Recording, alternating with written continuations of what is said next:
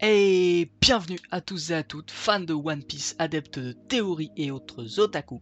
Je me présente, je me nomme Mistogan, cofondateur de Trust Me Theory, la chaîne des théories 100% certifiées.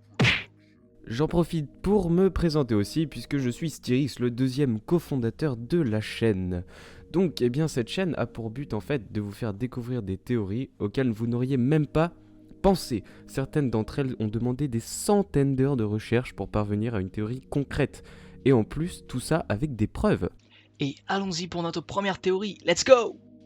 Sujet d'aujourd'hui, comme vous l'avez sûrement vu dans le titre, c'est le point faible de Big Mom. On a dû sortir cette théorie assez vite après la découverte de cette théorie, car on avait un peu peur de se la faire carotte. Commençons donc cette théorie. Suite à la découverte du fruit de Big Mom, qui est donc le Solu Solo nommé, on a enfin pu se rendre compte de sa réelle puissance.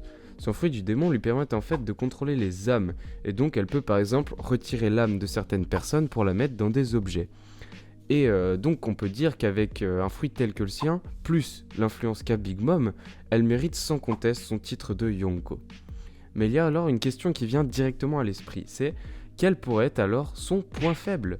Puisque justement sur le papier son pouvoir est extrêmement fort, et bien nous avons pensé qu'il faut chercher à ce pouvoir un point faible tel que par exemple Usopp est le point faible de Perona de par sa personnalité. Puisque donc pour rappeler, le fruit de Perona était le fruit du pessimisme, et comme Usopp est pessimiste de base, et bien le fruit de Perona ne l'affectait pas.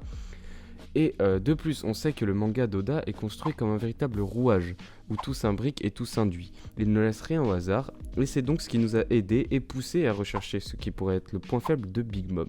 Et donc, après de nombreuses recherches à travers les différents et récents chapitres parus, nous avons découvert qu'Oda s'est probablement inspiré de certains moments de l'histoire pour trouver le point faible de Big Mom. En effet, nous avons remarqué, en essayant de renforcer notre théorie, qu'il y avait des indices laissés par l'auteur pour nous conduire sur la piste du point faible de Big Mom. Nous parlons évidemment d'indices imperceptibles pour des personnes non formées à la recherche de réelles théories, mais pour Styrix et moi-même, ça nous est apparu comme une évidence. Comment avions-nous pu passer à côté de cela ? Mais alors, me direz-vous, dis-nous les fameux indices, gros con ! Je vais vous le dire. Il s'agit de deux parties de l'histoire, l'Égypte ancienne et le Moyen-Âge. Et oui, en effet, on a découvert qu'Oda a laissé de flagrants indices qui nous ramènent vers ces deux périodes de l'histoire, avec un grand H s'il vous plaît. Commençons déjà par le plus évident, l'indice le plus évident, qui sont donc les bateaux des Vinsmoke. Qu'est-ce qu'on retrouve dessus ? Je vous le donne en mille, des châteaux forts. On fait pas plus moyenâgeux, on est d'accord. Et en plus, dans les chapitres récents, on a découvert que Sanji s'était fait enfermer et qu'il portait un masque de fer. Ce qui rappelle sans conteste le mythe du masque de fer qui aurait été, selon la légende, le frère du roi Louis XIV. Et d'ailleurs, on peut noter aussi l'aspect royal des Vinsmoke qui fait très bien penser aux monarchies françaises qu'on retrouvait au Moyen-Âge. Voici maintenant celui qui nous a demandé un peu plus de concentration, mais qui, quand on le voit, nous paraît plus simple. Et là, nous parlons de quelque chose directement au contact de Big Mom. Il s'agit de Whole Cake Island. Et oui, mes petits théoriciens en herbe, vous ne l'aviez pas vu venir celle-là. Et là, vous allez encore nous insulter. Oui, t'avances des trucs, mais en quoi Whole Cake Island nous donne des indices sur l'Égypte ancienne ? Je vais vous le dire. Il suffit tout simplement de regarder l'île dans son ensemble pour les voir. Voici donc Whole Cake Island. Vous ne remarquez rien ? Regardez de plus près. Et oui, c'est la fameuse bibliothèque d'Alexandrie que vous pouvez voir au milieu de cette image. Et attendez, ce n'est pas fini. Regardez encore. Tada ! Voici le phare d'Alexandrie. Et oui, je vous l'avais dit, une fois qu'on le voit, ça nous paraît évident. Et troisième et dernier indice, la forme de l'île. Si vous regardez bien, la forme de l'île n'est ni plus ni moins qu'une pyramide.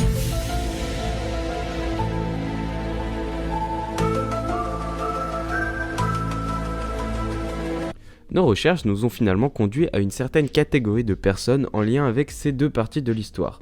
Réprimés depuis la nuit des temps, de l'Égypte ancienne jusqu'au Moyen-Âge, ces gens ont toujours été associés au diable, ou Seth dans la mythologie égyptienne, qui est le dieu du mal, et à la paresse, car ils passaient leur temps à roupiller. Donc, pour pouvoir battre un personnage qui semble absolu, car le fruit de l'âme donne le droit de vie ou de mort sur les gens quand même, c'est pas rien, et Shiroda a fait appel à ces personnes. Ces personnes sont particulièrement peu avantagées dans leur vie de tous les jours et il semblerait correspondre parfaitement au rôle du seul type de personnage capable de mettre des bâtons dans les roues de Big Mom. On peut alors parler d'une certaine revanche de ces personnes sur la vie à travers le manga. Et comme vous l'aurez sûrement deviné, nous parlons bien évidemment des roues. Même si nous pouvons différencier deux catégories de roues dans ce manga, ceux qui ne sont pas assez puissants pour battre Big Mom, par exemple Nami ou Dadan, et ceux qui le sont, comme par exemple Shanks, ce gros gitan. Un minimum de respect, tout de même. Il n'en est pas moins vrai que dans les deux cas, Big Mom ne peut rien leur faire, étant donné qu'ils sont immunisés contre la perte de leur âme, puisqu'ils en sont tout simplement dépourvus. Du coup, à propos de Shanks, eh bien, nous avons l'honneur d'avoir comme invité ici Quentin de la chaîne Les Théories du Roux pour qu'il nous donne son avis, puisqu'il est assez bien placé pour eh bien, donner son avis sur cette théorie. Nous allons donc l'appeler. Allez bien niquer vos mères, bande de Voilà, mesdames et messieurs théoriciens en herbe, c'est ainsi que s'achève notre théorie. Nous espérons qu'elle vous ait plu. En tout cas, nous, on s'est bien amusé à l'écrire. Nous nous laissons donc sur cette conclusion.